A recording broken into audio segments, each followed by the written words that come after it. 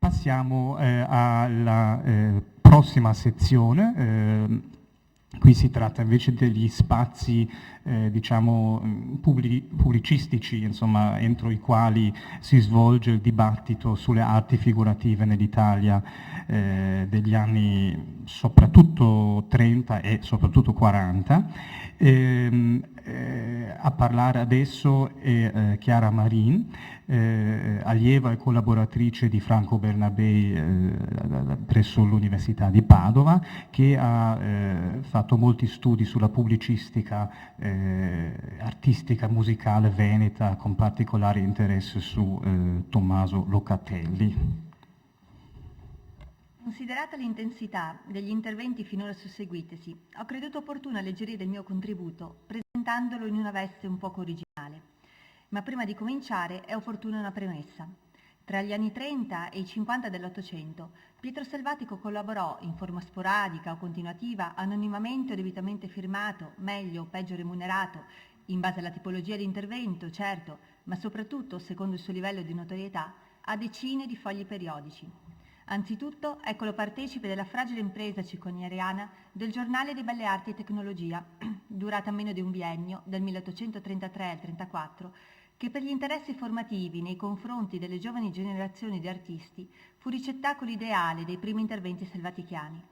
Il nostro vi anticipò alcune, cito dal titolo, notizie storiche sull'architettura padovana nei tempi di mezzo, poi confluite nel volume del 36, impostando così una polemica, poi destinata a più convincenti affondi, contro l'imitazione classica e il materialismo ad essa collegato, e nel contempo favoriva una pur prudente cessazione del gotico, soprattutto in virtù del suo carattere simbolico-religioso, temi già affrontati in questo convegno.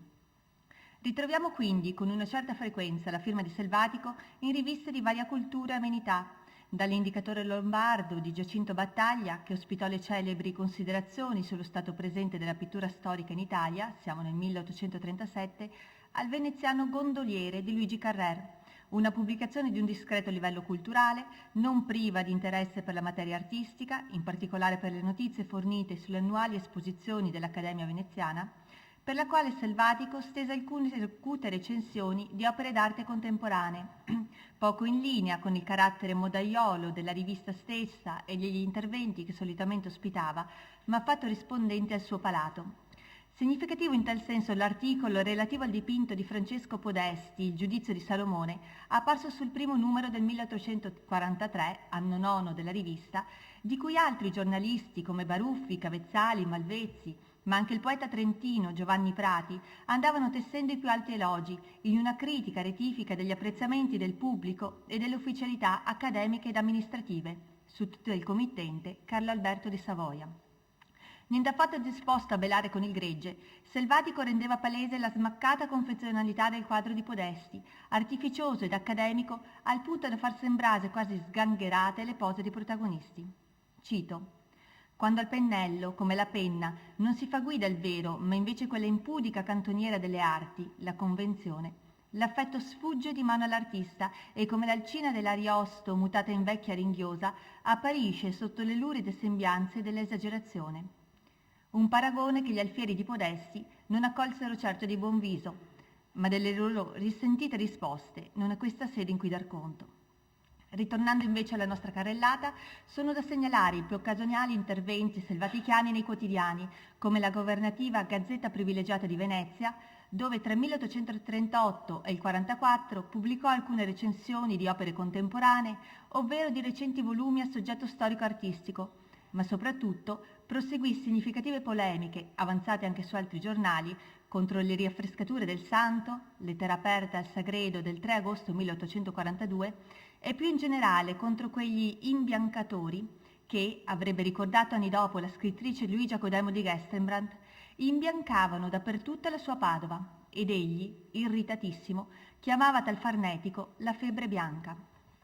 Ancora, la firma di Selvatico compare nelle lussuose strene gemelle, gemme d'arte italiane e album, canadelli, dai rivestimenti in velluto e le legature in tartaruga incise in argento o d'oro. Ai necessariamente facoltosi acquirenti di queste testate, Selvatico, chiamato a partecipare all'impresa insieme a Tenca, Locatelli, Sagredi, Mauri, dall'amico letterato Andrea Maffei, offrì alcune delle sue argute considerazioni sull'importanza del vero in pittura, ammantate nei toni faceti di novelle d'artista.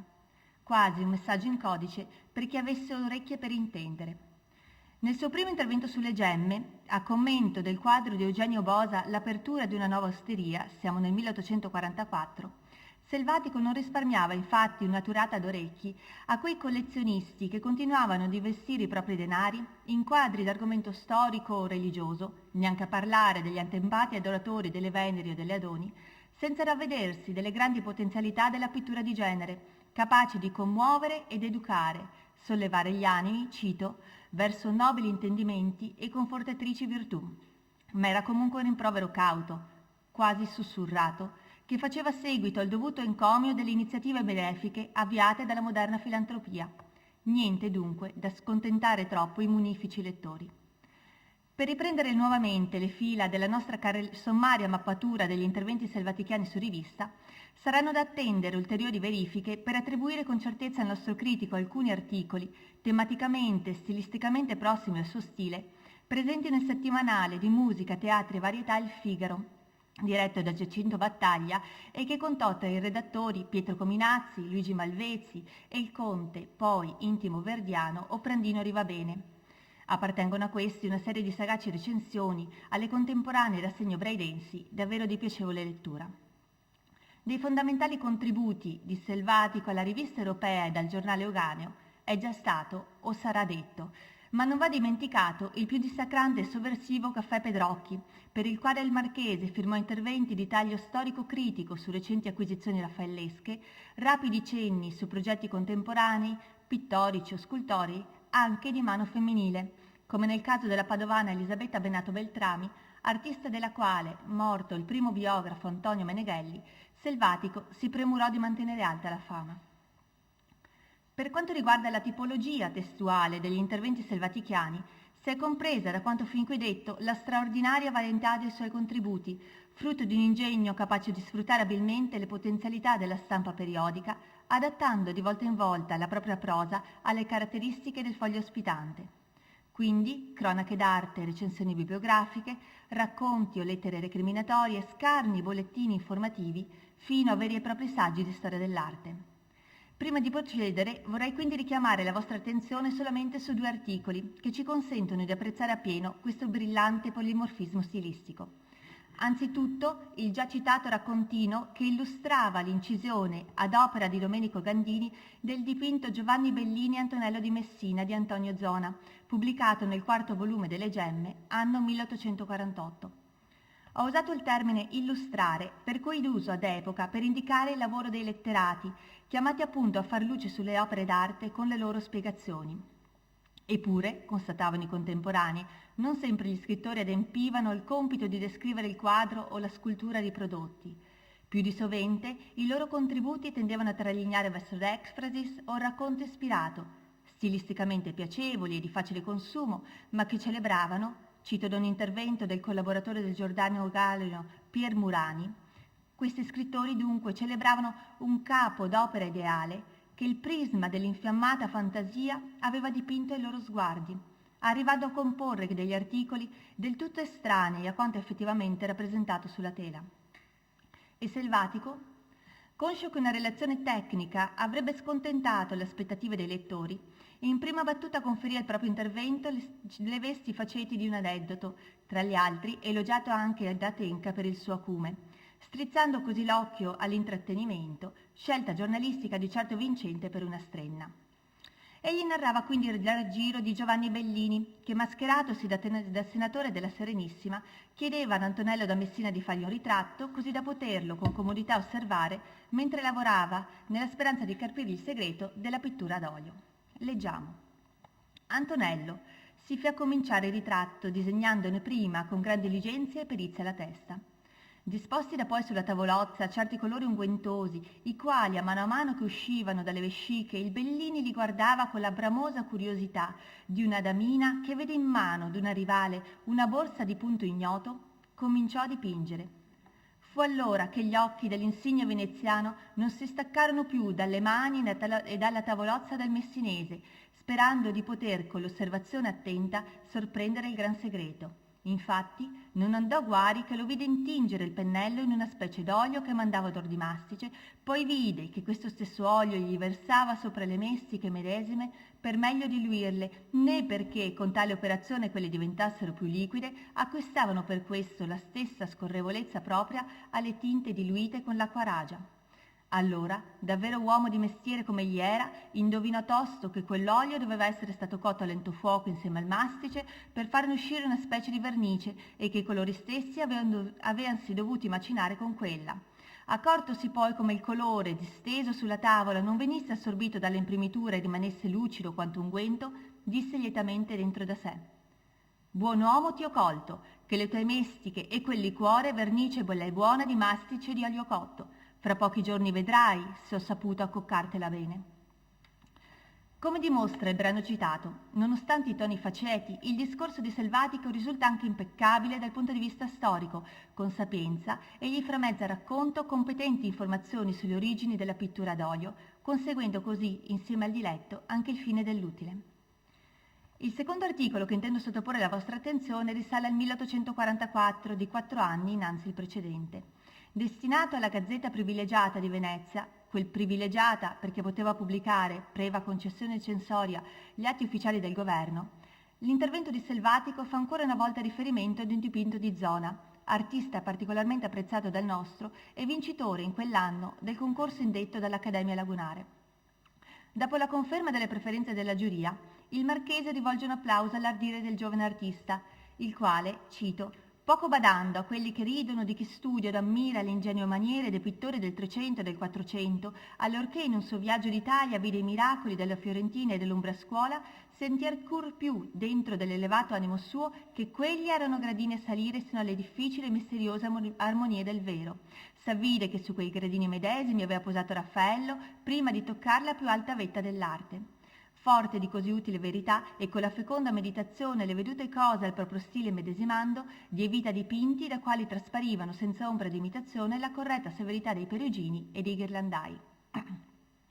Rispetto al più colorito intervento per le gemme, quest'articolo focalizza in maniera più diretta i moniti pedagogici di Selvatico, il quale certo ne prevedeva una diffusione maggiore rispetto alla ristretta elite degli acquirenti della Strenna, ma era anche consapevole delle differenti tempistiche di lettura che avrebbero impegnato i pubblici dei due giornali.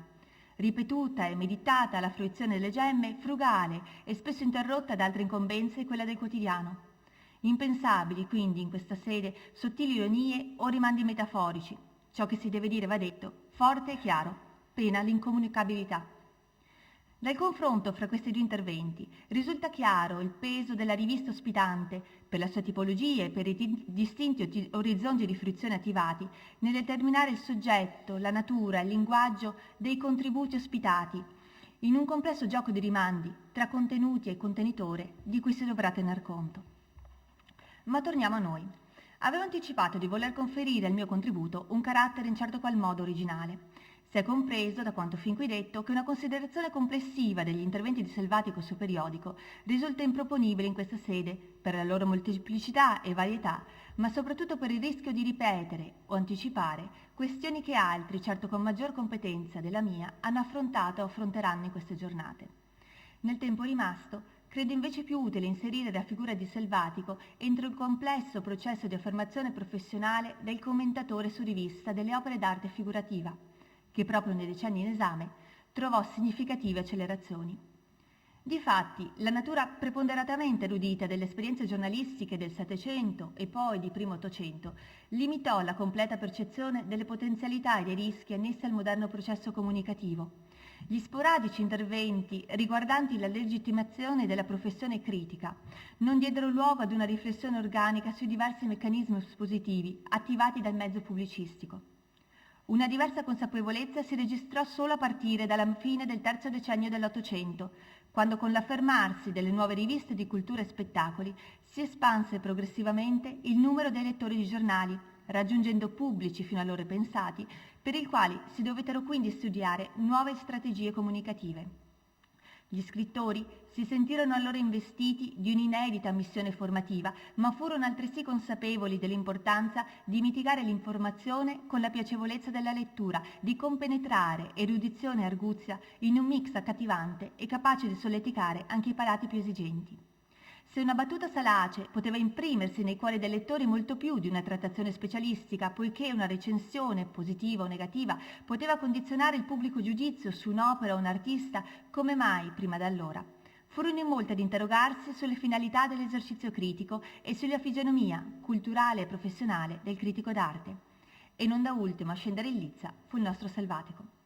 Mentre all'epoca le diverse posizioni circa le qualifiche del critico d'arte trovarono espressione sulle pagine stesse dei giornali, in una serie di polemiche più o meno note tra conoscitori e letterati, da una parte gli eruditi di vecchio stampo che compilavano i propri articoli con un continuo richiamo ai gotha della disciplina, Mengs, Winkelmann, un po' meno, per ovvie ragioni, Cicognara, e poi, dove possibile, Lanzi, Visconti, Canova, e dall'altra parte i giornalisti di nuova generazione, che fornirono spesso succose caricature degli antagonisti, in un andirivieni dunque di accuse, contrattacchi, parate e rintuzzi. Oggi noi indiremo un vero e proprio processo, con tanto di attori, convenuti, giudici e parti terze. Soggetto proponente sarà il gruppo degli artisti e dei cosiddetti intendenti, che rivendicavano l'esclusività del giudizio in merito alle opere d'arte in virtù della propria formazione strettamente disciplinare e chiedevano quindi agli articolisti le patenti che legittimassero la loro ingerenza nella sfera critica. Dall'altra parte si pongono i letterati, fieramente armati, di pennino e calamaio si intende, per ribattere le accuse, spesso schierando a propria difesa una presunta interscambiabilità tra i linguaggi artistici, ovvero il consenso dei lettori, che ritenevano, peraltro non ingiustamente, fosse a loro favore.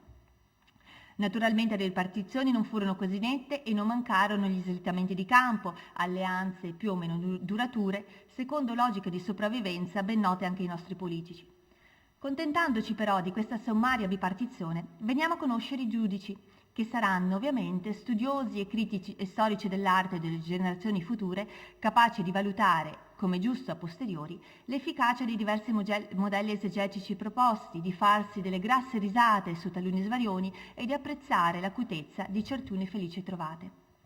Ma non può mancare la corte d'assise, dove siedono i frequentatori di caffè, gli spettatori teatrali, soliti ad applaudire a sfinimento o da fischiare alla prima stonatura, i curiosi affollatori delle esposizioni cittadine, pronti ad impalare qualsivoglia meditato capodopera con un mi piace o non mi piace. Infine, ciò che più conta, lettori paganti, più o meno affezionati dalle riviste, che versano il dovuto corrispettivo agli scrittori. Lettori paganti, dicevamo, e di conseguenza lettori esigenti, che spesso non vale la pena di scontentare, pur di veder pieno il proprio desco. Ecco dunque palesarsi uno degli spinosi nodi di questa professione critica, l'onestà intellettuale che si scontra con le esigenze economiche, il bisogno di sopravvivenza che mette in ombra l'indipendenza di giudizio, l'eventuale indignazione, la necessità di protestare. Problemi mai così attuali. Alla testa della compagine dei critici professionisti si pone Pietro Chevalier, giornalista e valente incisore veneziano, promettente allievo di Antonio Selva, ma costretto infine da una serie di casi ad una vita di ristrettezze economiche.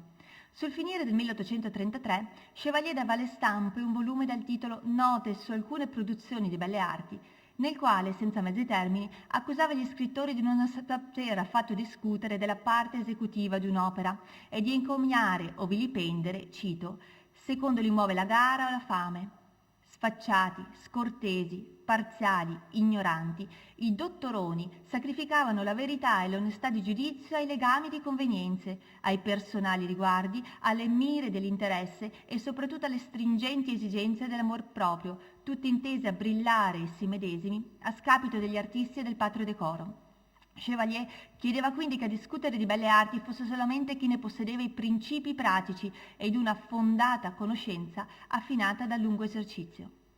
Gli rispondeva dalle pagine della Biblioteca Italiana, siamo nel gennaio del 34, un anonimo recensore del volume, probabilmente il compilatore stesso della rivista Ignazio Fumagalli. Se l'artista poteva, cito, meglio d'ogni letterato favellare della parte meccanica, ossia dei mezzi che le arti impiegano a toccare il loro fine più nobile, la parte relativa al concepimento ed all'esposizione del bello poteva essere facilmente giudicabile da chiunque possedesse un animo educato agli studi gentili. Inoltre, mentre l'artista sarebbe stato compreso quasi esclusivamente dai suoi colleghi, il letterato avrebbe saputo rivolgersi ad un maggior numero di persone. Al suo fianco ecco alzarsi Giacinto Battaglia, infaticabile collaboratore di innumerevoli imprese giornalistiche, or più or meno fortunate, dai teatri alla Vespa, dalla Rivista Europea alla Gazzetta Musicale di Milano, che nel già ricordato settimanale di musica da lui fondato e diretto, Il Figaro, dichiarava l'assoluta fattibilità di un giudizio di valore sui prodotti figurativi anche da parte di chi fosse alieno da competenze specifiche. Siamo nel 1835. Sostengo a spada tratta che per essere sinceri e buoni giudici dei prodotti dell'umano ingegno fa bisogno non appartenere né da vicino né da lontano alla professione di quelle arti. In questo caso, infatti, il libero giudizio non sarebbe stato impedito dai pregiudizi delle diverse scuole, dalle antipatie o le simpatie per questa o quella maniera, le prevenzioni favorevoli o contrarie per questo o quell'artista. Di più, proseguiva Battaglia, maggiormente versati degli artisti negli studi della storia, dei costumi, dell'indole dei tempi, degli umani affetti e passioni, i giornalisti riuscivano a notare in un'opera bellezze e difetti che il suo stesso artefice mai avrebbe sospettati. Restiamo nel 1935. Sornione come suo solito, il decennale direttore della Gazzetta Privilegiata di Venezia, Tommaso Locatelli, sventola dinanzi ai giudici una lettera inedita, niente po' di meno che di Richard Steele. Ma, vedi il caso, una fatale macchia di inchiostro che copre la sottoscrizione consente la decifrazione della sola sigla TL, ossia appunto le iniziali di Locatelli. In essa è contenuta una garbatissima descrizione delle diverse categorie di interpreti facenti a gara per guadagnare la lode e la fama presso il pubblico.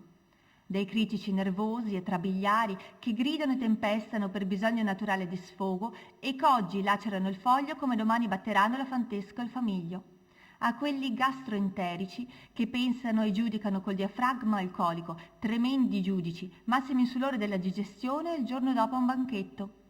Altri non fanno che biasimare, mordere, dilaniare, lacerare, per interna stizia, per furore d'antipatia o contraddizione. Ma i più insopportabili sono i critici perpetui, veneranda famiglia, la quale non giudica già per effetto di stizia, d'antipatia o di subito trevasamento di bile o difficoltà di gestione, ma sì per autorità d'anni, esperienza e pratica di mondo. Persuasi di godere di un'investitura divina, essi progettano di indirizzare gli artisti nella santa via della cristiana umiltà e, interpellati o meno, si premurano di avvertirli dei loro falli ed errori, mentre di lode o conforto, ovviamente, neppure a parlarne. Che Locatelli si sia schierato dalla parte dei critici artisti? A tutta prima potrebbe sembrare così, ma mai fidarsi di un gazzettiere. Gettata l'esca, egli ravvolge rapidamente il mulinello e rende quindi palesi le proprie intenzioni. La sua filippica non è a vantaggio degli intendenti, bensì di quei privilegiati che siano dotati, se non di una mano, quantomeno di un cuore artistico, capace quindi di cogliere le bellezze di un'opera, visibili anche senza conoscere partitamente le vie attraverso le quali l'artista è raggiunto al suo compimento. Scriveva nel 1936. Artisti, fratelli miei, ed io pure sono dei vostri. Non ho, è vero, il mio potere, né scarpello, né pennello, né sesta. Il mio ordigno è quest'ume il mozzicone d'un'oca, le mie tinte, quest'unico inchiostro, questa carta, il mio marmo, il mio modulo, la falsariga. Ma io pure il vostro cuore, il vostro sentire, il vostro entusiasmo. Di contro alle pretese invalidanti dei conoscitori, Locatelli opponeva un modello critico più attento alle diverse esigenze degli organi di stampa nella loro nuova funzione pubblica, avanzando le credenziali di un'esperienza acquisita a diretto confronto con l'opera. Egli riteneva superato l'impasse della mancata formazione dottrinale e proponeva un rinnovamento del linguaggio e delle modalità impiegati nella divulgazione artistica. Naturalmente non pretendeva far pompa di scienza, né ambiva la fama di giudice, ma pago del semplice e modesto ufficio del cicerone, avrebbe editato altrui le cose belle e singolari, ciò che più mi accese l'estro o l'immaginazione. Ma l'ormai noto chevalier proprio non ci stava. D'accordo se Locatelli e i letterati suoi confratelli si fossero davvero limitati alla descrizione del soggetto, d'accordo se avessero parlato degli effetti che suscitava, ma invece essi finivano spesso con il mescolare superficialmente la parte puramente descrittiva con, cito, la dottrinale dimostrazione dei pregi e delle emende che sono nelle opere e l'indicazione dei modi e dei fini degli autori. Se un tal genere di critica, regolato dalla moderazione di chi sa almeno qualcosa, poteva essere il più opportuno per disporre l'animo degli amatori ad impressionarsi convenevolmente ed a dimostrare anche agli intendenti il perché delle losimi e dei biasimi, nelle mani di questi saputi pennivendoli, pur nel caso di Locatelli, di innegabile talento, simili tentativi di guidare la comprensione e l'apprezzamento del pubblico generavano in realtà una grande confusione dei lettori, perché le osservazioni non erano sorrette da alcun criterio, ma abbandonate alle idiosincrasie dello scrivente. I giornalisti, insisteva in quello stesso 1836 Pietro Zandomeneghi, figlio dello scultore Luigi, gonfi di se stessi e pettoruti, menano la sferza di Scannabue e flagellano senza misericordia, sperando dai loro contemporanei ed aspettandosi dai futuri largo guidardone di applausi. Dalle file della difesa si alzava allora il conte Oprendino Rivabene, che, siamo nel 1838, metteva a tacere Zandomeneghi e Chevalier, rimarcando come spesso negli artisti la capacità di giudicare fosse viziata dalle convenzioni dell'arte, per cui essi badavano più alle scolastiche difficoltà superate che non alla verità di espressione, e finivano così con l'esaltare certe opere che, facendo dormire il pubblico, illanguidivano negli spettatori l'interesse per qualsivoglia manifestazione artistica. Nel proseguo del discorso, Arrivabene metteva però da parte l'attrita contrapposizione tra i due schieramenti critici,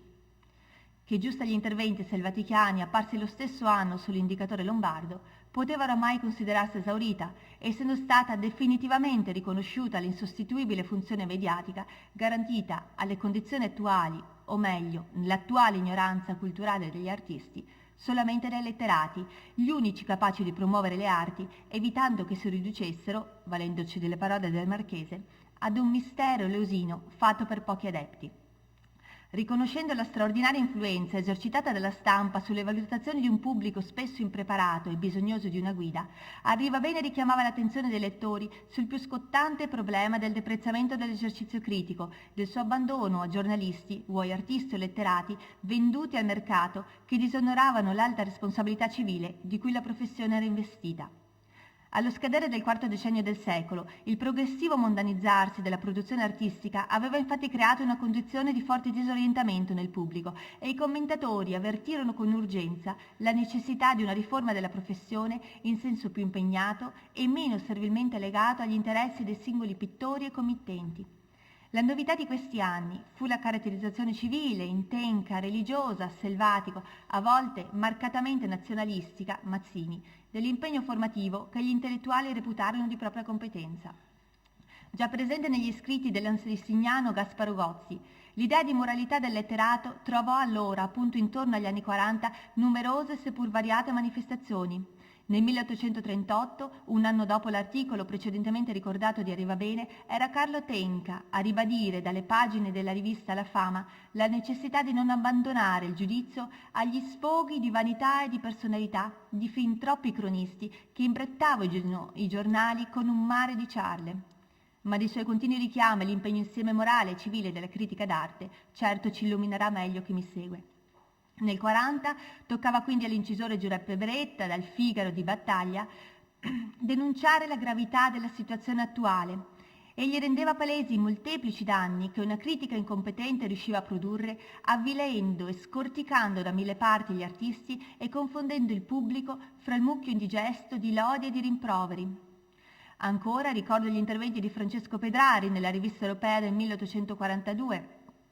secondo il quale manifestare in fatto d'arte nel cospetto del pubblico un proprio parere doveva essere esclusivo privilegio di quei soli cui e l'ingegno e lo studio, o almeno una certa qual dirittura della mente e squisitezza di sentire, ne impartirono i mezzi di poterlo fare, e ancora da Sagredo ad altri. I richiami alla funzione educatrice della critica d'arte, espressi ripetutamente da Pietro Selvatico, su cui sono fin troppo noti e non mi soffermo, non furono, però, isolati. Non furono sole le sue denunce della condizione mercenaria a cui era ridotto l'esercizio critico, abbandonato agli eccessi elogiativi o denigratori di amatori legati al formalismo di valutazioni accademiche, ai capricci, cito dai pensieri del 1842, di letteratuzze encomiatorie e attivitate, piaggiatori d'ogni vizio sociale che impegnano la lode come il denaro d'usura, per averne un interesse eccessivo di un tanto per cento, o ai tornaconti di giornalisti di professione imparziali quanto lo possono essere genti che muovono la penna soltanto o per averne lucro o per guadagnare l'animo degli artisti e dei mecenati. Rispetto però agli interventi occasionali e spesso esacerbati di altri commentatori, gli inviti selvatichiani ad una moralizzazione della professione critica scaturirono da un attento esame della condizione attuale, nella piena consapevolezza della straordinaria influenza esercitata dalla stampa sulle valutazioni del pubblico. Sebbene spesso viziate da compromissioni cattolico-populiste, le sue considerazioni sulla responsabilità morale e civile insieme del critico d'arte e le sue invettive contro coloro che cedevano ai richiami della moda o alle pretese degli artisti stessi, trovavano solide basi entro un sistema teorico-critico, se non compiutamente formulato, comunque consapevole e coerente nelle sue manifestazioni, come attestano i molteplici interventi sulle esposizioni accademiche, circa gli impegni del pittore storico o sulla benefica influenza della pittura di genere disseminate su riviste e volumi. Nei limiti di un eventizzarsi critico, spesso incapace di conseguire un rapporto diretto con l'opera d'arte, Selvatico contribuì in maniera determinante al riconoscimento della moderna funzione pubblica delle arti e dal faticoso affermarsi di una figura di critico d'arte professionale all'acquisizione di una piena consapevolezza delle sue responsabilità verso il pubblico e dal rinnovamento del linguaggio critico, al conseguimento, infine, di una, cito dai pensieri, lingua artistica potente e limpida, capace di parlare, non dimenticabile parola, all'intelletto e dall'animo d'ogni uomo civile.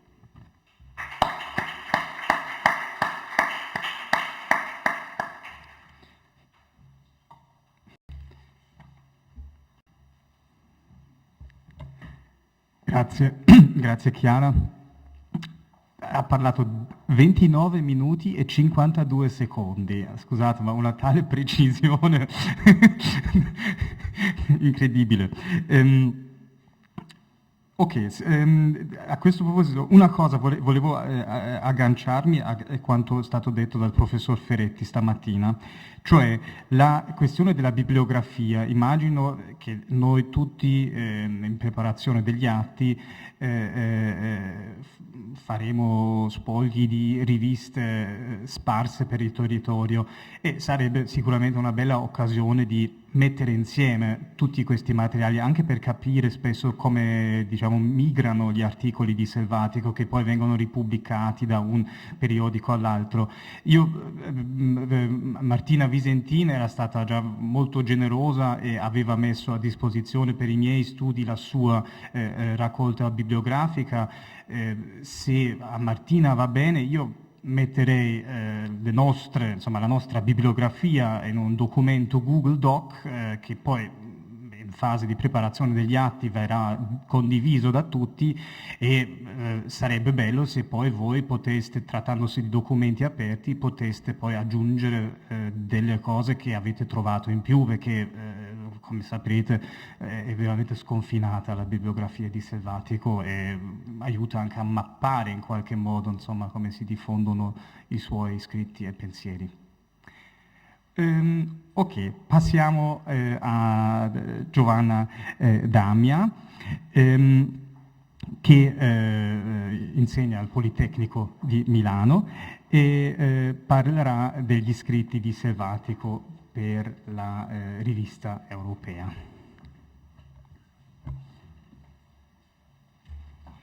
Buonasera a tutti. Il debutto di Pietro Selvatico Estense nel panorama editoriale milanese data al giugno 1837 e consiste in un lungo intervento pubblicato a puntate nei fascicoli di marzo, aprile, maggio e luglio della rivista letteraria L'Indicatore. Il testo, dal titolo Considerazioni sullo stato presente della pittura storica in Italia, costituisce, come noto, il primo contributo critico su di un tema che troverà ben più ampia trattazione nei pensieri sull'educazione del pittore storico odierno italiano del 1842 e presenta in nuce alcuni nuclei tematici che caratterizzeranno il pensiero di Selvatico negli anni a venire. Tra questi giova ricordare la critica della formazione accademica incentrata sulla copia dei modelli antichi, l'accento posto sulle buone e sicure pratiche garantite dal tirocinio nella bottega medievale, l'avversione per illuminismo e classicismo, ancorché più sfumata negli scritti successivi, e la predilezione per l'arte del 300 e il 400, dove i pittori, cito, trasfusero la poesia della religione cristiana nei loro ispirati dipinti. Sono temi di cui si è già parlato. Nel dibattito a più voci costituito dalla stampa periodica milanese, le parole di Selvatico apparivano coraggiose ma non del tutto isolate. La battaglia antiaccademica, soprattutto nel campo dell'architettura, era stata sostenuta nei decenni precedenti da Biblioteca Italiana, la testata filogovernativa e austriacante, che con un intervento di Madame de Staël aveva innescato la polemica tra romantici e classicisti. Da qui, nel 1821, il pittore scenico Paolo Landriani aveva invitato a recedere, cito, dalla superstiziosa ed illimitata ammirazione di Vitruvio, esacerbando la conflittualità con il professore di architettura Carlo Amati, e dalla stessa tribuna aveva salutato la benedetta decadenza dell'età paleocristiana, sostenendo la legittimità di ampliare il repertorio dei riferimenti stilistici, soprattutto in favore dell'architettura bramantesca, ovvero l'architettura del 400 lombardo. Anche l'inclinazione per il mondo medievale aveva trovato una precoce accoglienza sulle pagine dei periodici milanesi. In una recensione al testo di De Wiebeking, Architecture civile, théorique et pratique, Biblioteca Italiana aveva ribadito i pregi del gotico e il torto di chi lo vorrebbe escluso dall'architettura contemporanea, cogliendo l'occasione per sottolineare l'importanza degli aspetti materici del manufatto edilizio. Sulle pagine de Il Raccoglitore, la recensione dell'opera di Giuseppe Fischer, Monumenti di architettura e scultura del Medioevo, conteneva poi l'affermazione che il cristianesimo influì molto sull'architettura, mentre quella dedicata ai frammenti di architettura gotica dell'editore Lampato, Milano 1831, aveva costituito l'occasione per sostenere che lo stile gotico, cito, trae la propria origine dalla natura e fu per molte nazioni solido, bello e svelto. Si tratta ovviamente di un campionario, gli esempi potrebbero essere più maggiori. La natura di queste riviste letterarie, attraverso il sistema delle recensioni e delle segnalazioni bibliografiche, contribuiva del resto all'allargamento degli orizzonti culturali e favoriva un orientamento verso le tendenze europee. In questo quadro la tribuna che dà voce ad una delle prime performance di Selvatico pubblicista non appare un contenitore indifferenziato. Anche tralasciando il suo implicito orientamento liberale, e il titolo rievoca evidentemente l'indicatore genovese su cui scriveva in quegli anni Mazzini, l'indicatore lombardo, poi dal 31 semplicemente l'indicatore, si mostrava aperto a tutte quelle sollecitazioni culturali che andavano nella direzione di un allargamento dei modelli espressivi. Orientamento che, nella Milano di quegli anni, era sostenuto in particolar modo dai pittori di storia e dai pittori di scena. Il racconto di ambienti, siano essi rappresentati su un palcoscenico o riprodotti su una tela, contribuisce infatti a promuovere un'ottica storica, richiedendo, come richiedeva Paolo Landriani, la corrispondenza di scene e costumi con l'epoca degli eventi narrati. E a tal fine appariva lodevole l'iniziativa dell'editore milanese Giulio Ferrario, che aveva da poco portato a termine la sua monumentale opera in 21 volumi dedicata a Il costume antico e moderno. Il mondo teatrale era del resto al centro degli interessi del proprietario dell'indicatore, il commediografo Giacinto Battaglia, che aveva collaborato con la rivista I Teatri di Gaetano Barbieri per poi fondare il Barbiere di Siviglia, ribattezzato Il Figaro e compilato con l'ausilio di Oprandino Arrivabene, come abbiamo visto. La centralità della riflessione sulla pittura di scena ai fini dell'affermazione di una maggiore libertà espressiva emerge anche da un articolo pubblicato nel febbraio 1839 su Il Politecnico di Carlo Cattaneo, articolo che ha trovato recentemente una convincente attribuzione a Francesco Durelli. L'articolo, dell'arte prospettica e principalmente della pittura scenica in Lombardia, rivendicando il primato dell'arte scenica lombarda, contiene una perorazione in favore del principio della verosimiglianza, che impone la stretta convenienza del concetto con l'argomento, ovvero la capacità, cito, di serbare nelle rappresentazioni delle arti tutte del disegno e della parola il carattere del secolo, dei luoghi e dei costumi. Una perorazione che l'autore, professore di prospettiva a Brera, tenta di estendere anche al territorio dell'architettura, individuando in modelli extraclassici, anche se limitatamente all'amato bramantesco, una possibile soluzione per nuovi temi progettuali. E qui ovviamente il discorso ci porterebbe molto lontano. Volevo solo segnalare che proprio nel 1839 il suo intervento sulle pagine del Politecnico di Cattaneo in merito ai progetti per Piazza Duomo nel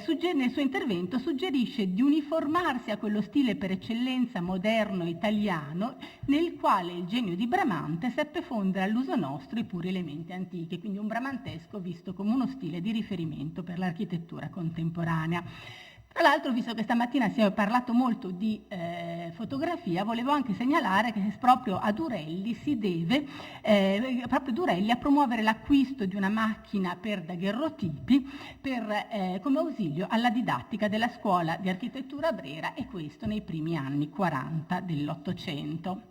In questo panorama ricco di sollecitazioni, l'interlocutore privilegiato di Selvatico a Milano, almeno a quanto emerge dai documenti, è in ogni caso Cesare Cantù, che lo studioso padovano non esita ad elevare a proprio mentore e attribuendogli il merito del proprio disnebbiamento. Così gli scrive il 30 agosto 1837: «Se voi sapeste, mio caro amico, il molto bene che mi avete fatto sempre coi vostri scritti, io, vedete, m'era uno di quei tanti disgraziati a cui il maestro di retorica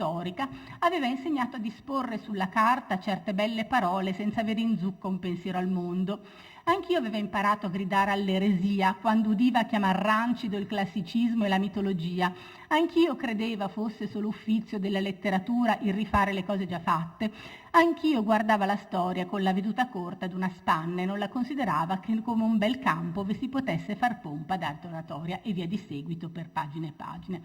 La relazione epistolare tra i due studiosi aveva avuto inizio nel marzo 1837, quando il lombardo aveva contattato il padovano chiedendogli informazioni sulle architetture riferibili all'epoca di Ezzelino da Romano, di cui si stava occupando per un proprio scritto, e si era ravvivata la relazione epistolare con la proposta avanzata da Cantù di un intervento di Selvatico per la rivista milanese Il Ricoglitore, di cui Cantù era uno stabile collaboratore. Alla fine dell'estate del 1837 Selvatico invia dunque le sue 4 ciance, le chiama così, si tratta con ogni probabilità dello scritto sull'oratorio di San Giorgio, all'amico milanese. I rapporti fra i due nel frattempo erano divenuti più familiari, con l'avvertenza che la parte finale presentava alcune parole dettate con più sdegno del dovuto per quella maledizione di mordersi e di invidiarsi fra concittadini. Mi viene il dubbio, dopo avergli sentito gli interventi di oggi, che si riferisse proprio a Giuseppe De Fendi, e con la raccomandazione, cito: «Se mai la uggiosa censura avvisasse di non voler permettere quelle ultime parole, gettate pure da un canto lo scartafaccio, che non è mia intenzione di farlo pubblico senza di esse». Invece consente a Cantù di mutare alla libera quanto ritenga opportuno. Selvatico aveva del resto subito l'esperienza diretta della censura lombardo-veneta in occasione dell'articolo sull'Indicatore, mutilato di un vago riferimento, a proposito dell'Italia medievale, alle discordie intestine per il maledetto delirio di porsi sul collo lo straniero e per un superficiale accenno alle valorose gesta degli italiani nelle ultime guerre napoleoniche. Che sia per effetto della censura o per lo scarso interesse di Giacomino Stella, editore e proprietario del Ricoglitore, l'articolo di Selvatico non vede comunque la luce su questa testata, che nei primi mesi del 1838 si fonde con l'Indicatore di Battaglia, dando vita alla Rivista Europea. Il 19 febbraio di quell'anno, il 38, Selvatico scrive infatti a Cantù: «Che ne ha fatto lo Stella di quel mio articolo che vi ho mandato fin dall'anno scorso perché fosse inserito nel Ricoglitore?» E gli anticipa che di lì a poco avrebbe ultimato alcuni articoli d'arte che potrebbero trovar posto nella Rivista Europea.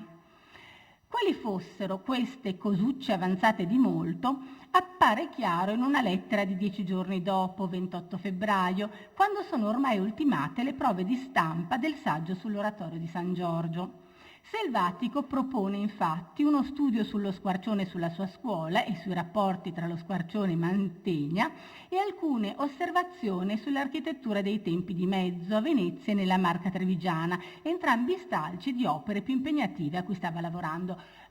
temi che, come sappiamo, troveranno poi sbocchi successivamente nella Memoria su Mantegna del 41 e sul libro su Venezia. E rivela che avrebbe voluto destinare alla rivista europea anche uno sguardo sull'architettura, idee matte e ardite che mi tireranno certo addosso l'anatema di coloro che voi leggiadramente chiamate i doganieri del gusto, ma di averlo già ceduto, su pressione di un amico, al dizionario di conversazione dell'editore Minerva. Si tratta, con ogni probabilità, di una prima versione dei pensieri sull'architettura civile e religiosa che usciranno per l'editrice padovana nel 1840. Ma veniamo a quanto è stato effettivamente pubblicato da Selvatico sulle pagine della rivista europea nella sua breve stagione di vita. La testata si apre nel 1938, l'abbiamo visto, e chiuderà nel 1847. Il primo articolo, pubblicato nell'estate 1838, è un frammento di un più ampio studio sui sepolcri padovani e ripercorre la storia dell'oratorio che Raimondino dei Lupi, marchese di Soragna, fece erigere a Padova nella seconda metà del Trecento. Un'occasione, come noto, per avanzare un omaggio all'architettura gotica e per denunciare l'incuria a cui andavano soggetti i monumenti medievali. A questo intervento fanno seguito alcuni saggi sulla pittura di storia e sulla formazione necessaria a chi la pratica, che confluiranno nel volume sull'educazione del pittore storico odierno italiano, pubblicato nel 1842. Appartengono a questa serie Uno sguardo sulle convenzioni dell'odierna pittura storica italiana, febbraio 39, I pensieri intorno ai metodi più opportuni di insegnare il disegno di figura, ottobre-novembre del 40, e I pensieri intorno all'educazione letteraria conveniente a chi esercita le arti del bello visibile, 1841. Ma in questo quadro vanno collocati anche recensioni e commenti di opere varie che costituiscono l'occasione per formulare riflessioni teoriche ed estetiche che troveranno anch'esse una loro collocazione nel volume del 1842.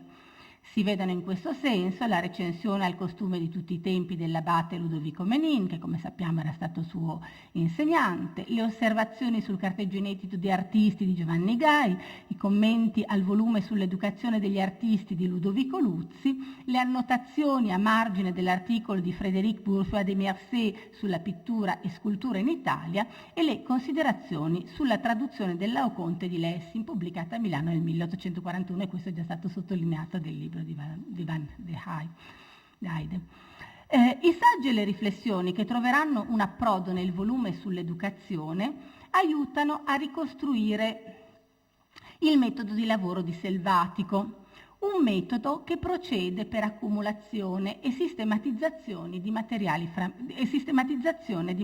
frammentari, come rivela quei pensieri di Pietro Selvatico, posto a suggello del titolo, che trova un illustre precedente nei Pensieri sulla bellezza educatrice di Niccolò Tommaseo, altro testo che riunisce articoli nati come recensioni.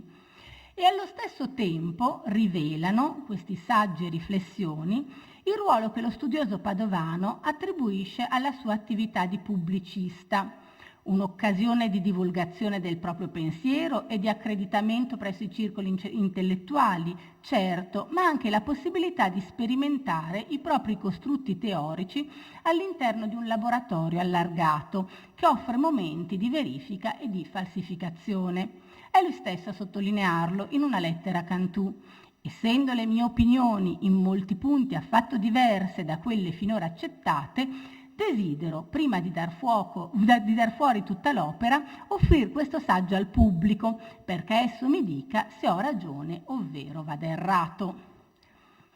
Dal 1840, come è noto, Selvatico è responsabile della rassegna critica delle arti figurative, una tribuna che gli consente di affinare i propri strumenti critici e le proprie capacità di lettura delle opere d'arte, a partire dai viaggi, come quello celebre a Monaco e Düsseldorf, e a partire dalle recensioni di libri ed esposizioni.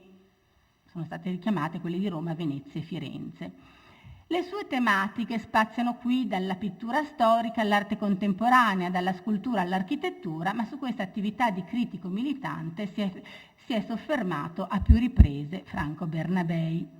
Qui si colloca anche qualche intervento sulle esposizioni di Brera, testimone di una frequentazione diretta del milieu artistico milanese, anche se dal 1845 saranno piuttosto Carlo Tenca e Giuseppe Mongeri a firmare i reportage dall'Accademia Milanese. Allora, sui confronti con Carlo Tenca ci sarà successivamente un intervento, invece mi premeva segnalare, anche se è un tema che mi riservo di sviluppare meglio negli atti perché la ricerca è ancora in corso, alcune convergenze tra Selvatico e Mongeri. Proprio Mongeri sulla Rivista Europea, tra l'altro Mongeri scrive non solo sulla Rivista Europea in quegli anni ma anche sulle gemme d'arte italiane, quindi si incrocia a più riprese con i percorsi di Selvatico. Nel dicembre 1845 aveva scritto un articolo, tra l'altro poi citato da Selvatico, in cui parlava di emanciparsi dai precetti convenzionali e sviluppava una polemica anticlassica. Tra l'altro Mongeri sviluppa anche lui quindi delle convergenze, anche se come dire,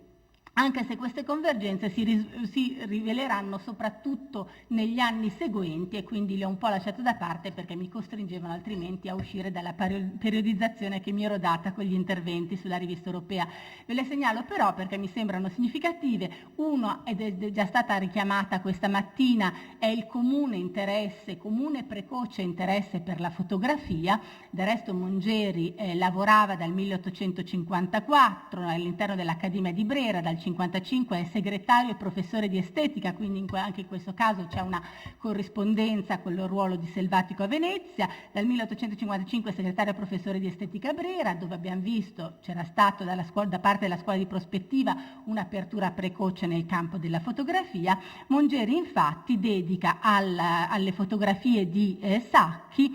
l'articolo che è stato citato in 2 riprese, 25 aprile e 2 maggio del 1852, quindi precedente all'intervento notissimo di Selvatico. Ci sono anche alcune altre concordanze, anche se è difficile dire chi influenza chi altro. Sicuramente a partire dagli anni 60 è sicuramente Selvatico che influenza Mongeri, sicuramente questo avviene in occasione della pubblicazione di una guida di Milano, L'arte in Milano, che Mongeri pubblica nel 1872, anche qui in occasione di un congresso, e che è impostata sulla falsariga di quella di Selvatico su Venezia, sul doppio registro di cosa vedere separate dalle note storiche, addirittura con una grafica che prevede 2 caratteri diversi per tenere distinte queste modalità di lettura, la storia da una parte e la guida artistica dall'altra. Quindi una serie di convergenze. Tra l'altro anche Mongeri a partire dagli anni 70 sarà impegnato in tutta la questione delle commissioni per la tutela dei monumenti, quindi ci sono questi 2 personaggi di cui non mi risultano al momento dei rapporti diretti, epistolari, che però hanno, diciamo, temi in comuni e su cui vorrei approfondire il tema per gli atti. Tornando alla al nostro Selvatico pubblicista sulla Rivista Europea, un intervento diretto nel dibattito artistico milanese e poi l'articolo del 1846 sugli insegnamenti architettonici e sulle riforme di cui abbisognano. Articolo in cui Selvatico fa esplicito riferimento al libro di Francesco Taccani sulla storia dell'architettura 1844, condividendo con lui la necessità di studiare monumenti di tutte le epoche, ma sostenendo, a differenza di questi, che lo studio della solidità va intrapreso contemporaneamente agli esercizi della parte estetica. Taccani aveva invece sostenuto che prima bisognava passare attraverso l'apprendimento dell'estetica dell'architettura per poi affrontare l'architettura, diciamo, pratica.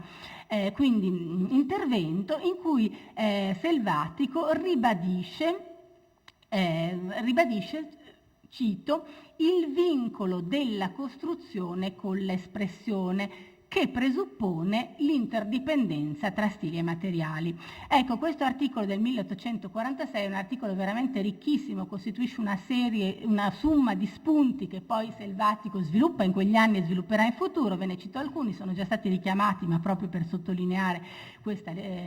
ricchezza. Alcuni punti: uno, il tema dell'aspirazione all'unità delle arti e soprattutto a quello tra scultura e architettura, che però qui pone nei termini della corrispondenza indissolubile tra l'idea principale, o come direbbero i tedeschi, l'organica, con le decorazioni. Questo è un punto fondamentale. Un altro punto importantissimo è la predilezione per il Quattrocento italiano, momento in cui, cito, l'artista, giovandosi delle rovine romane e del Medioevo, regalava all'Italia dell'architettura che doveva rimanerle nazionale, perché originata dalle due civiltà che le avevano dato tanta potenza. Così come in questo articolo troviamo la necessità di ripensare l'architettura a secondo dei materiali e una prima apertura anche verso i materiali, verso il ferro, come è stato sottolineato. Così come ovviamente il titolo è dedicato agli insegnamenti architettonici e alle riforme di cui ha bisogno, troviamo in Nuccia alcuni temi che avrà modo di sviluppare, come ci ha mostrato Rosa Tamborino, per esempio la riforma del sistema dei concorsi centrati su temi legati alla contemporaneità e anche una considerazione del ruolo della storia, dove gli stili devono essere studiati per via storica, ovvero considerandoli nel loro cominciamento, nella ragione e nello sviluppo loro. I saggi e le riflessioni che troveranno un approdo nel volume... Scusate, ecco perché... Guardate lo stato dei miei fogli, quindi capirete. Allora, in conclusione, la collaborazione alla rivista europea offre a Selvatico, come si è visto, un laboratorio privilegiato per la messa a fuoco di tematiche cruciali del suo pensiero critico e gli consente di esperire direttamente il ruolo della stampa periodica nella costruzione e nella divulgazione delle nuove idee, in un'assemblea, per dirla con Ugo Foscolo, potenzialmente internazionale. La consapevolezza che i giornali rappresentino un'arma affilata nella battaglia delle idee emerge con chiarezza in una sua lettera a Cantù, lettera in cui invitava lo studioso lombardo a collaborare al giornale Euganeo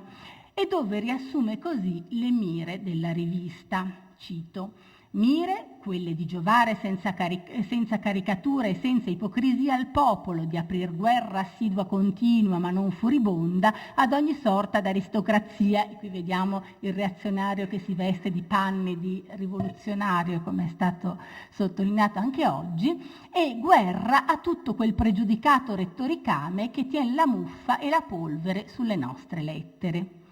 E che la stampa periodica costituisca ormai il nuovo agone delle battaglie culturali appare evidente nel citato articolo del 1846, per cui, cito Selvatico, importerebbe ci fossero buoni giornali unicamente consecrati all'architettura, imperocché, essendo ora il giornale da tutti letto ed assai più dei libri diffuso, sarebbe concesso con questo mezzo far popolari e compiute alcune solenni verità,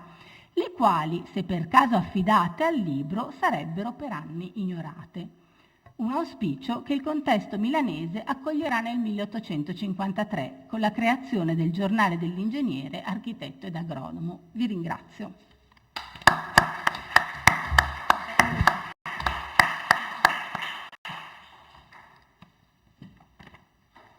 Grazie molto a Giovanna Damia, che ha anche messo a fuoco uno specifico contenitore pubblicistico, cioè quello lombardo della Biblioteca Italiana e poi della Rivista Europea. È interessante anche questa, anche con la relazione di Chiara Marino, che prima insisteva più, diciamo, sui anche molto sul meccanismo e il funzionamento, il ruolo del critico che è notoriamente l'arcinemico degli artisti, e quindi questi problemi proprio di giustificazione anche, come Selvatico stesso cerca in qualche modo di risolvere la situazione tenendosi possibilmente distante, no, dalla critica militante più spinta, diciamo, più vicina a singoli artisti. Invece adesso vediamo di nuovo un contenitore e un Selvatico che però anche alterna, insomma, i registri comunicativi, no? Anche lì negli anni 30 delle cose anche più narrative, e poi invece nel 46 questo articolo proprio molto densissimo di informazioni tecniche. Passiamo all'ultima relazione della prima giornata, e adesso parlerà Alfredo Cottignoli, un importante critico della rivista europea e del Crepuscolo, cioè di Carlo Tenca, e confrontato con la critica di Pietro Selvatico. Il professor Cottignoli insegna all'Università di Bologna.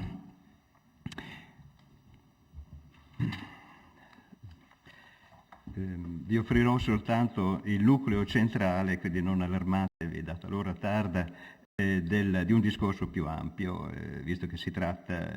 virtualmente di un confronto tra due critici d'arte importanti, e quindi non pretenderò di risolvere il confronto in questa sede, lo rinviamo agli atti. Sarà dunque un breve ma notevole intervento crepuscolare del Tenca su un discorso accademico del 1850 di Pietro Selvatico, nella sua nuova veste di segretario, quindi siamo in tema, e nella sede giusta, di segretario dell'Accademia Veneta di Belle Arti, a farci da bussola nel nostro confronto tra i due critici d'arte, già ritrovatisi a fianco l'uno dell'altro negli anni operosi ed inquieti della pre-quarantottesca rivista europea,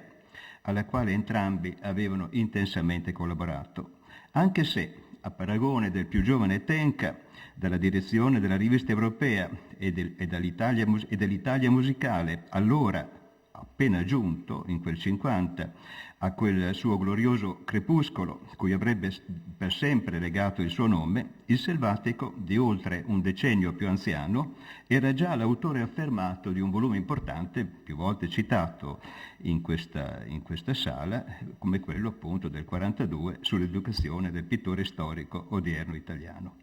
Ebbene, in quella sua rassegna, anonima ma di sicura paternità tenchiana, certo non mancava il critico milanese di rivolgere il debito omaggio ad uno scrittore, sono parole sue, così eminente in fatto di critica artistica,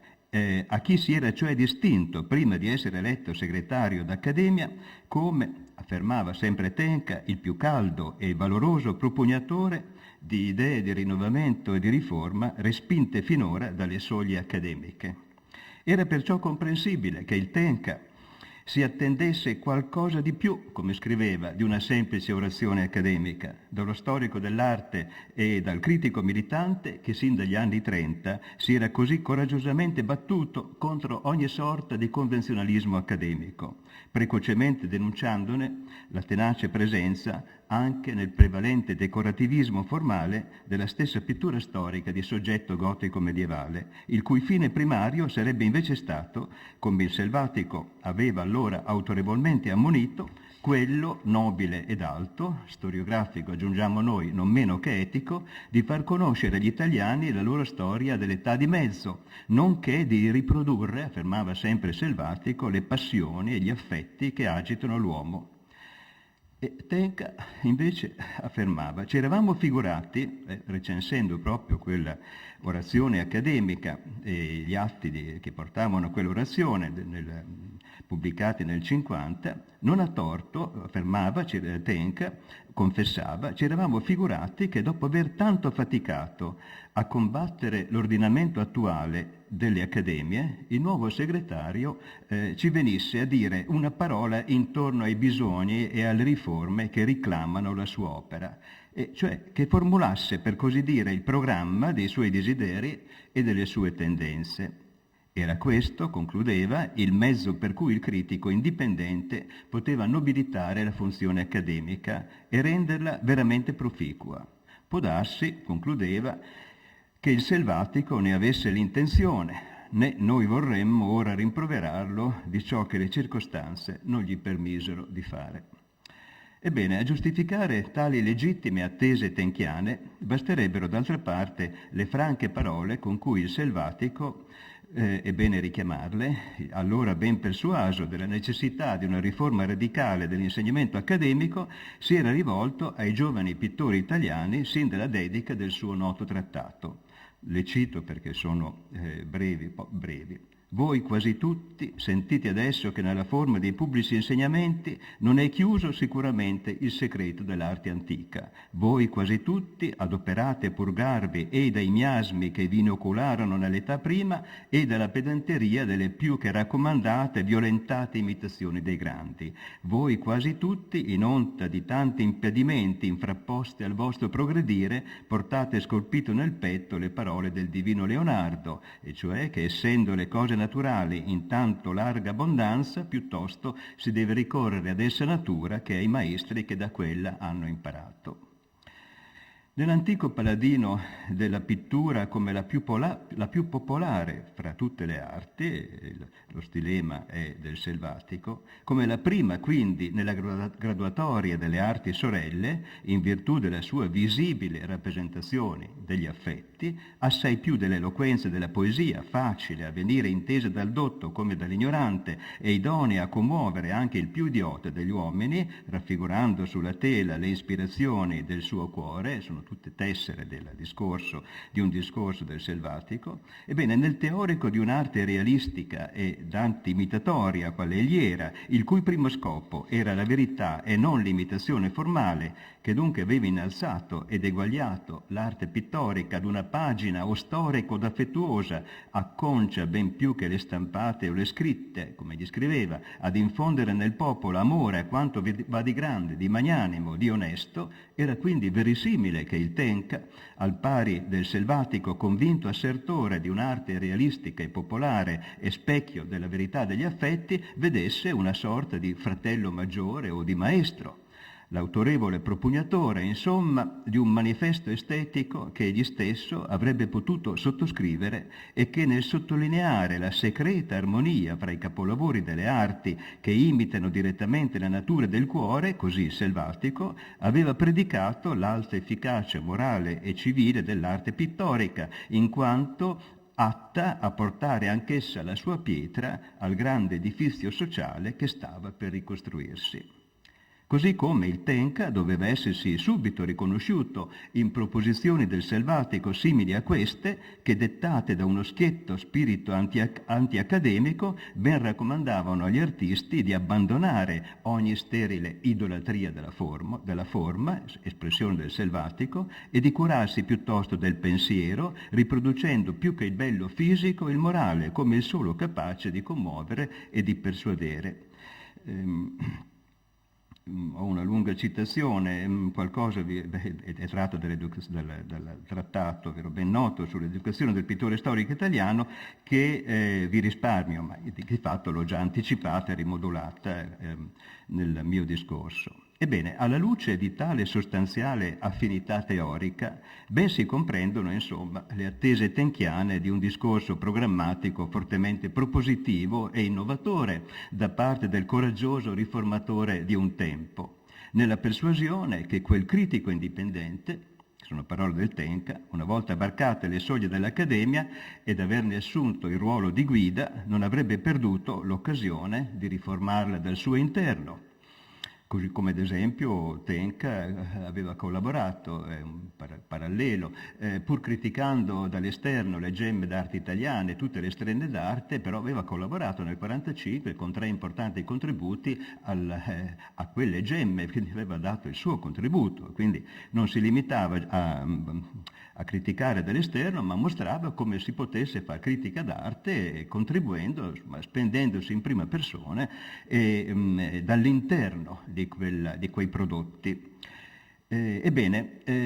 aveva mostrato Tenca come quel critico indipendente, riprende il discorso, una volta varcate le soglie dell'Accademia e averne assunto il ruolo di guida, poteva pretendere, insomma, richiedere che non avesse perduto l'occasione di riformare dal suo interno, così da nobilitare la funzione accademica e renderla veramente importante e proficua. Di qui la parziale delusione e sorpresa del Tenca a ritrovarsi invece innanzi ad un discorso accademico in difesa della pittura di genere, tutto inteso com'era a dimostrare ai giovani allievi la convenienza di trattare soggetti tolti dalla vita contemporanea. Ciò non significa che il Tenca sottovalutasse l'importanza attuale di un simile tema, e che è un tema che egli non esitava, anzi a definire come uno degli argomenti, cito, più vivi della critica artistica, come un bellissimo tema, parole sue, che porgeva materia a sviscerare in tutta la sua ampiezza la questione dell'arte. Perché veramente, egli infatti osservava, sulla pittura di genere e sulla pittura di costumi e di scene odierne corrono pregiudizi e false opinioni anche tra quelli che più sono portati a coltivarla. Ed è bene che la critica ne rivendichi l'altezza dello scopo civile, insieme ed artistico. Sotto questo aspetto il discorso del selvatico, continuava Tenca, pronunciato nelle aule di un'accademia, è la più coraggiosa delle proteste contro le tradizioni del passato e un bel preludio di rigenerazione per la futura educazione degli artisti. Noi, concludeva, vi abbiamo trovato lo scrittore libero e franco che respinge senza reticenze il vecchio giogo scolastico e intravede l'arte in un ordine affatto superiore di idee e di bisogni. Dunque tutto bene, apparrebbe, a prima vista. Ma accanto al preliminare riconoscimento del carattere, potremmo dire, intrinsecamente rivoluzionario del tema contemporaneo prescelto, specie se riguardato nel suo contesto accademico, non mancavano poi di accompagnarsi in quel breve scritto le forti riserve del critico milanese, assai simili a quelle di chi, diremmo noi, assiste all'involuzione di un proprio antico maestro o fratello maggiore, insomma, circa i modi in cui quel tema era stato affrontato, tali da suscitare le sue esplicite perplessità e puntualizzazioni, la cui rilevanza teorica qui vorremmo sottolineare. Se va difetto in questo discorso, lì eccepiva infatti il Tenca, è quello forse di essersi lasciato portare troppo oltre dall'argomento, di aver invilito perfino la pittura storica per esaltare la pittura di genere, siccome la palestra più utile e più degna per i giovani ingegni. Teoria un po' strana per un critico, commentava, che scrisse un libro sull'educazione del pittore storico e che dovrebbe giudicare l'arte da un'altezza di concetto ove non sono né possono essere distinzioni di genere. Questo è un leitmotiv della critica tenchiana, lo vedremo anche in questa sede. Appunto riguardo al concetto, sin dall'anno precedente, sempre sul suo Crepuscolo, egli aveva già lucidamente obiettato a Bartolomeo Soster, opposto paladino della presunta inferiorità della pittura di genere rispetto alla storica, che, cito, non esiste distinzione tra la pittura storica e quella di genere e che entrambe si ispirano alla verità umana ritraendo fatti o passati o contemporanei, o reali o possibili, entrambe hanno per campo l'intera umanità, né l'una può dirsi più circoscritta e più povera di mezzi dell'altra. Altrettanto, nel gennaio del 51, a distanza di pochi mesi, egli avrebbe quindi puntualmente, in questa scheda anonima, ma tutta sua, egli avrebbe quindi puntualmente riecheggiato se stesso, a bella conferma della sua assoluta coerenza di pensiero e insieme della sua identità,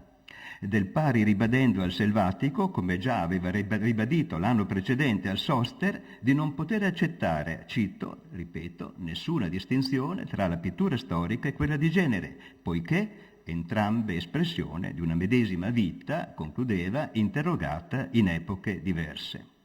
Era insomma la stessa affermazione di principio, destinata a restare in lui ben salda, che li poggiava perciò sul netto rifiuto di una pittura di genere di stampo, diremmo, prettamente intimistico, ristretta entro, come la dipingeva, è vero, ai giovani d'accademia, allora il selvatico, una pittura di genere ristretta entro le mura domestiche ed immeschinita ad espressione dei soli fatti che cadono nella vita comune del nostro tempo, come sottolineava Tenca, quale il selvatico mostrava, insomma, in quel suo discorso di concepire. Egli, commentava Tenca con grande finezza, egli desidera l'arte quieta, modesta, casalinga. Lì denunciava infatti il nostro critico, l'arte dei miti affetti e delle espressioni intime, come se la vita dovesse tutta andare ristretta nei soli rapporti familiari, né fosse concesso all'uomo un palpito più in là dei moti ordinari del cuore.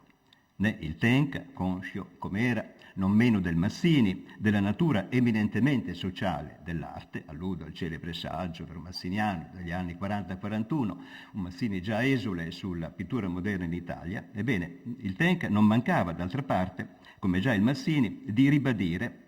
il carattere socialmente regressivo e di rischi rappresentativi di una simile concezione esclusivamente domestica della pittura di genere, additandola come la tardata ripresa figurativa di una scuola letteraria ormai superata, quella che, cito, sfiduciata forse di più alto destino, tentò circoscrivere in Italia la formula del pensiero alla poesia intima familiare e ci diede una specie di Arcadia domestica che cantò il deschetto, il focolare, la famigliola, le gioie ascose, le lacrime segrete, tutto un mondo di piccoli fatti e di semplici affetti, ossia come il corrispettivo pittorico della narrativa popolare di un Giulio Carcano e di un Achille Mauri, di derivazione manzoniana, vero? Ma è una specie di parodia di quella manzoniana, di cui già sul Crepuscolo del 50, in un suo importante intervento sulla letteratura popolare in Italia, egli aveva indicato i limiti sociali, ammonendo quegli scrittori a non esaltare la sola virtù popolare del sacrificio, a non circoscrivere la loro attenzione alla sola vita familiare, perdendo di vista la società di cui la famiglia era parte, col rischio concreto di incorrere nella maniera e di alimentare insieme un pericoloso sentimento di separatezza, diremmo noi, tra l'una e l'altra, tra famiglia e società. Vi do alcune citazioni perché qui il passo tratto da quel saggio tenchiano sulla letteratura popolare è significativo. E questo aveva infatti allora avvertito Tenca un insegnamento di virtù che non può andare perduto per il popolo. Ma noi non vorremmo che con troppo esclusivo amore si intrecciasse intorno alle sue virtù domestiche il mistico serto della poesia. Tutta la vita non può contenersi nelle pareti domestiche e la famiglia non è che una delle varie forme da cui è composta quella grande associazione che si chiama l'umanità. Poi sentite qui la metafora a cui ricorre, una metafora architettonica che sarebbe probabilmente piaciuta anche al selvatico. La famiglia non sarà più intesa se voi la disgiungete dunque dalla società, è un frammento architettonico che lontano dall'edificio perde l'armonia delle linee. È la parola che staccata dalla frase riesce vuota di senso. E a noi d'altronde sembra pericoloso il consiglio che spinge l'uomo a chiudersi interamente nella famiglia. Non dimentichiamo che siamo negli anni immediatamente successivi, al 48. Nei nostri tempi soprattutto abbiamo veduto le menti circoscritte dalla parete domestica assistere come da un altro mondo agli avvenimenti, senza comprenderne l'arcana dottrina. Le abbiamo vedute perdere il vero senso della vita moderna e del progresso sociale, e concludeva, e le anime deboli e quasi addestrate da una mite abitudine alla virtù dell'amore e del sacrificio, le sentimmo pronunciare la parola dell'implacabile sospetto e ritrovare la forza dell'oltraggio contro ogni nobile passione, quindi contro ogni impegno civile, insomma, e contro ogni santo bisogno che venisse a turbare le pacifiche idee e le previste emozioni della vita domestica. Quel che tuttavia più conta è che da tale ferma denuncia tenchiana di un così esclusivo concetto di pittura di genere come radicalmente altra da quella storica, ebbene, quel che conta è che emergesse un vero, da queste osservazioni, da queste riserve, emergesse un vero e proprio manifesto teorico di un'arte pittorica tanto più libera e franca, che come specchio unitario e totalizzante della vita sociale più non riconosceva di fatto alcuna graduatoria o distinzione, se non di ambito temporale, tra pittura storica e pittura di genere, entrambe dal Tenca avvertite, come già sappiamo, quali espressione di una medesima vita interrogata in epoche diverse. Donde l'alto, e sto per concludere, l'alto ideale programmatico tenchiano di una pittura di genere che al pari della poesia, cito, spaziando in più vasta atmosfera, studia la vita in tutti i suoi rapporti, con l'uomo, con la famiglia, con la società, senza distinzione veruna di tempo, e che senza sovrapporsi o supplire per intero alla grande arte storica, dal Tenca, notate qui, proprio grazie a questa reazione critica nei confronti della concezione del selvatico, almeno di quell'anno, di quell'ora, di quel momento, il Tenca concepiva la pittura storica come l'arte monumentale dei popoli, come quella che conserva le grandi tradizioni e mantiene l'entusiasmo delle grandi idee. Quindi dobbiamo ringraziare proprio questa reazione, perché partorisce in lui questo giudizio così alto, e lui che ora difende la pittura storica dall'antico, trattatista maestro, insomma, su di quella. Ebbene, il suo ideale è di un'arte che senza sovrapporsi o supplire per intero alla grande arte storica neppure si turba, però, come abbiamo visto, o si ritrae innanzi ai grandi fatti sociali, alle azioni vaste e clamorose, alle forti commozioni, cito, che passano la cerca quotidiana degli avvenimenti. Ma veniamo alla conclusione, ma il selvatico stesso, perché Tenca è sempre sfumato nei suoi giudizi, non è mai drastico, arriva sempre, ed è proprio tipico della sua militanza critica, pur essendo radicale nei suoi giudizi, però arriva sempre mostrando luci ed ombre, e quasi conducendo pedagogicamente per mano il proprio lettore, che non è un lettore già iniziato ai misteri dell'arte, per così dire, ma va educato, ha questa consapevolezza di una ricezione, difficile, complessa, insomma, da sollevare a sé, da portare all'intendimento del fatto artistico. Ebbene, è un vero pedagogo da questo punto di vista. Ebbene, è più facile parlare, come noi sappiamo, ad un pubblico di addetti ai lavori. E invece le stesse si è parlato di riviste, naturalmente, a cui anche il Selvatico prestò la sua opera, ma sono le stesse riviste di fatto a cui collaborava Tenca, le riviste come La Fama, il Cosmorama pittorico, e altre non erano riviste che pubblicavano anche figurini parigini, insomma, quindi si trattava di rivolgersi ad un pubblico veramente tutto da iniziare. Chiedo scusa, dico cose note, ma il Selvatico stesso, concludeva Tenca, così profondo nella filosofia dell'arte, avrebbe infine sottilmente osservato il nostro critico, in fondo a parziale giustificazione di chi gli era stato maestro. Non può volere, il Selvatico stesso, così profondo nella filosofia dell'arte, ripeto, non può volere questa separazione tra le due pitture, e meno poi l'abbandono della pittura storica. Noi, concludeva, amiamo attribuire invece queste sue teorie a un po' di impeto oratorio, insomma l'occasione, la situazione accademica che l'ha portato a essere più retore, di quanto egli normalmente non fosse, insomma. Noi amiamo attribuire invece queste sue teorie a un po' di impeto oratorio, inevitabile in un discorso accademico, e ci confermano in questa opinione lo strascico dell'eloquenza, lo sfoggio artificioso delle frasi che di tratto in tratto si incontrano. Salvo poi, ironicamente concludere, a riprova del suo tenace spirito anti-accademico e insieme di quanto egli fosse buon giudice nell'addebitare proprio alla circostanza accademica la stessa inusuale veste retorica di quel discorso, nel cui stile era pressoché irriconoscibile lo scrittore facile, cito, sono parole del Tenca, disinvolto, brioso, da lui un tempo ammirato, salvo concludere, dicevo, col seguente irriverente interrogativo: che l'atmosfera accademica debba proprio agghiacciare anche gli ingegni più fervidi e felici? Grazie.